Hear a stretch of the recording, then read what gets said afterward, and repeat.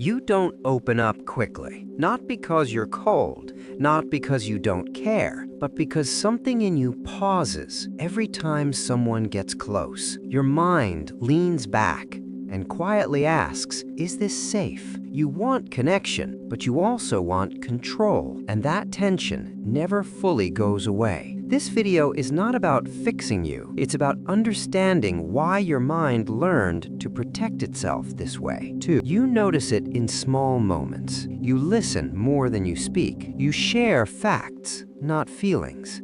When someone asks, how are you really? You give a clean, polished answer. You care deeply, but selectively. Trust for you is not automatic, it's earned. Slowly, carefully. You might replay conversations later, wondering if you revealed too much. You might feel close to someone and still keep an exit door unlocked in your mind. This isn't shyness, and it isn't arrogance. It's vigilance, a quiet alert system that never fully turns off. Psychology calls this guarded attachment or high threat sensitivity. But labels don't capture the feeling. The feeling is this: you want to lean in, but your nervous system leans back. 3. The psychological pattern beneath it. Your brain is not asking, do I like this person? It's asking something older, something deeper. Will this cost me later? Trust in psychology is not a personality trait, it's a prediction.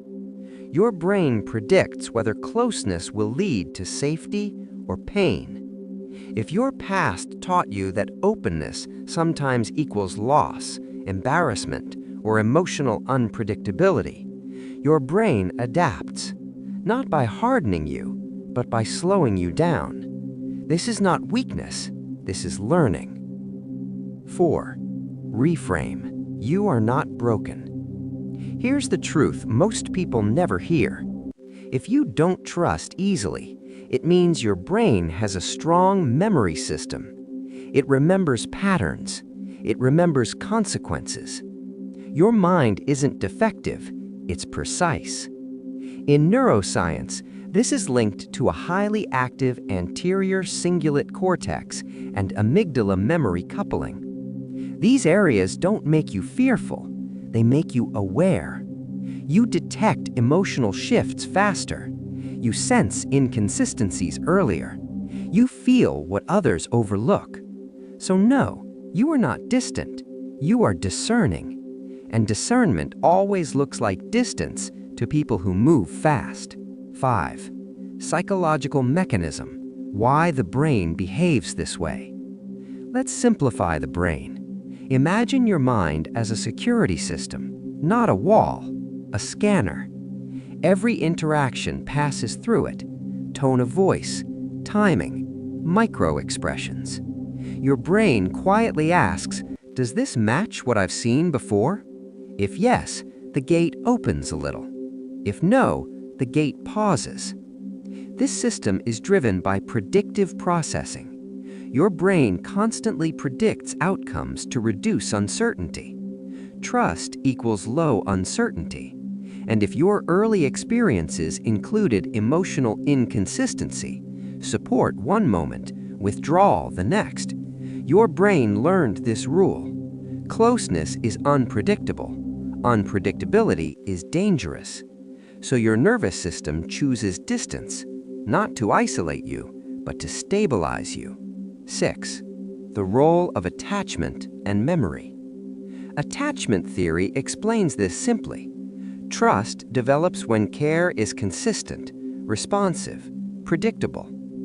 If those elements were irregular, your brain adapted by relying more on self-regulation than co-regulation. You learned to calm yourself, think through things alone, process internally.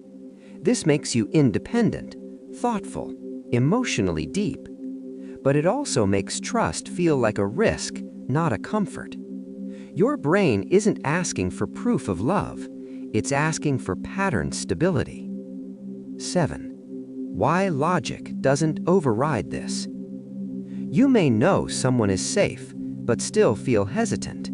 That's because trust is not decided in the thinking brain. It's decided in the body, specifically the autonomic nervous system.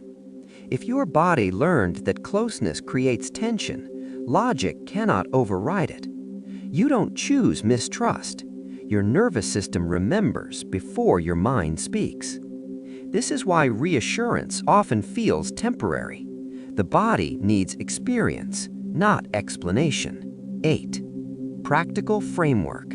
Rebuilding trust without forcing it. This is not about becoming more open. It's about becoming more regulated.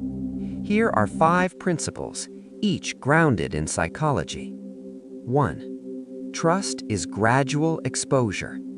In behavioral psychology, safety is learned through small, repeated exposures, not grand confessions, not emotional dumps, micro-honesty, low-risk sharing. Let your nervous system learn that nothing bad happened after openness. 2. Watch consistency, not intensity.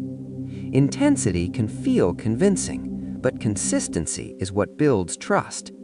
Your brain calms down when patterns repeat without surprise. Same tone, same respect, same presence. Predictability equals safety. 3. Regulate first, share second. If your body is tense, sharing feels dangerous. Before opening up, slow the body. Breath, posture, stillness. A calm body tells the brain, this moment is not a threat. 4. Let time do the heavy lifting. Trust is not an insight, it's a timeline. Neuroscience shows the brain needs repetition to rewrite emotional predictions. You don't rush trust, you let it accumulate. 5. You don't need to trust everyone. Psychological health is not total openness, it's selective openness. Boundaries are not walls, they are filters, and filters are intelligent. 9. Integration. One simple mental model. Here's the model. You are not closed, you are a vault with a learning lock. Each interaction turns it slightly. Some move it forward, some reset it.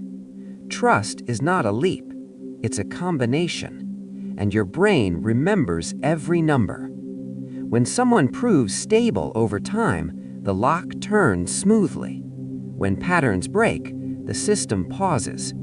This is not fear. This is wisdom encoded in neurons. 10. Quiet, empowering close. You don't trust easily because your mind learned to survive complexity, because you value depth over noise, because your nervous system wants certainty before surrender. One day, you will meet people whose consistency feels calming, and with them, trust won't feel like effort.